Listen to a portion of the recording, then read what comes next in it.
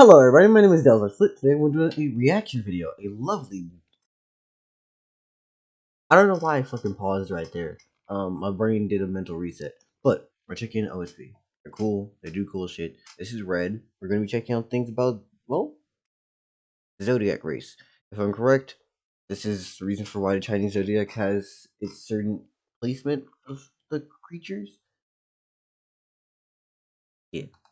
Calendars we have access to now. You know, like a calendar is a ridiculously useful tool for any given society to have. Lets you keep track of all sorts of important things, like birthdays and eclipses and your many long years plotting vengeance in the Chateau d'If. But now that we've had all this cross-cultural contact, everyone's been comparing notes, and we've got tons of calendars rattling around, and layers and layers of significance stacked on every day of the year. For instance, back in the tail end of January, you might have heard we were going into the Year of the Dragon, and thought, like any sensible person, holy shit, that's the coolest thing I've ever heard. This is according to It's time to summon a 12-year on Blue Eyes Red Dragon. Among other things. I'm still mad that there's not a card in Yu-Gi-Oh! That is just saying Purple Eyes Gray Dragon when you fuse Red Eyes and Blue Eyes together. But okay. The year you're born in has a zodiac animal associated and a whole suite of extra meanings attached. Now, as a card-carrying astrology disliker, it may come as a surprise that I'm actually very fond of the idea of assigning meaning and context to specific dates and times. Especially when I was a kid, I got a huge kick out of learning new and exciting stuff about my birthday, like what semi-precious stone it meant I was associated with, or what... I just know that, like, my thing is... Where's it go? Let's take... I think it was Stone Rabbit or some shit like that, maybe?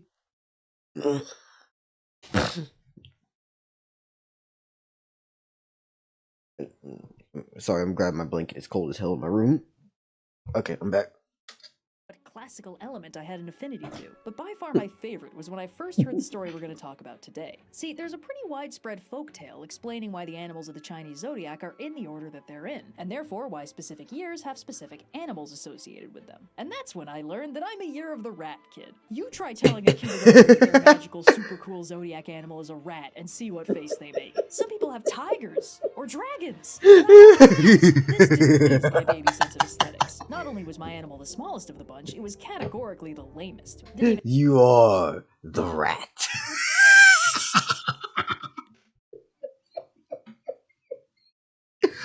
Oh, that's actually kind of fucking mean.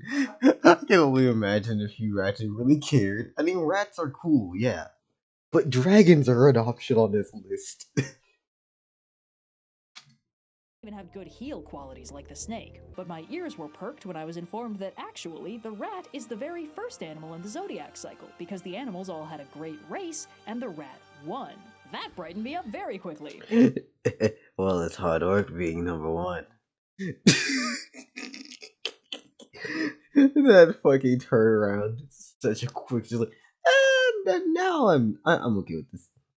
I'll put this up here. There we go. It was okay being a year of the rat kid, if it meant being a born winner. This is around the time I realized that because of the way school works, almost everyone else in my kindergarten classroom was also a year of the rat kid, so my bragging rights for that dried up pretty quickly. But anyway, let's talk about the Great Race. Now, as an incredibly widespread folktale, the Great Race does not have a singular source that I can just pull off the shelf and summarize as a definitive version. The ordering of the animals is always the same, obviously, but there are a lot of different variations on the exact details of the story, so today we're going to talk about one of them with the understanding that there are a ton of them and we're all going to be cool about it. Okay? All right. We all know the internet. Someone's going to complain in the comment section because you're an asshole. And to that person who is complaining, go fuck yourself.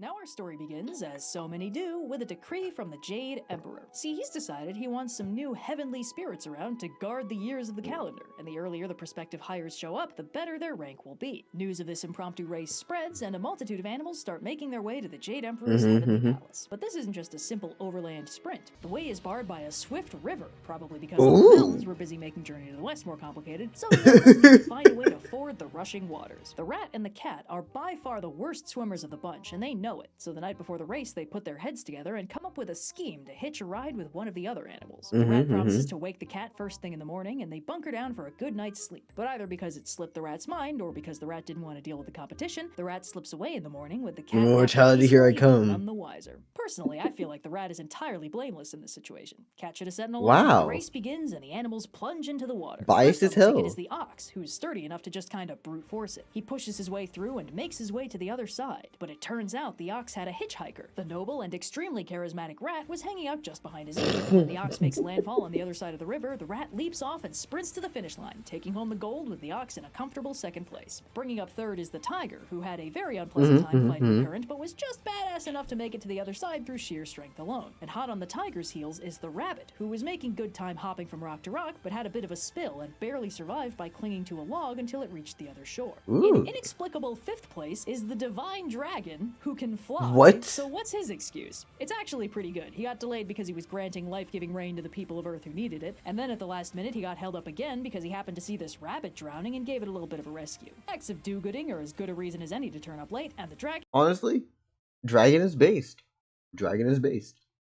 Gets fifth place. This is around the time the horse makes it through the water, but just before he can reach the shore, he has a moment of clarity and realizes he didn't somehow acquire a fashionable new ankle bracelet and instead has a snake on his leg. And this freaks him out so much that the snake flies merrily into sixth place and the horse has to be happy with seventh. Things get a smidge complicated with the next few runners. Apparently, the goat, the monkey, and the rooster had some sort of power of friendship moment and decided to work together, finding and steering so the raft across the fucking river and not gold. betraying each other even a little bit. The Jade Emperor is pleasantly surprised and gives the goat 8th place, the monkey 9th, and the rooster 10th.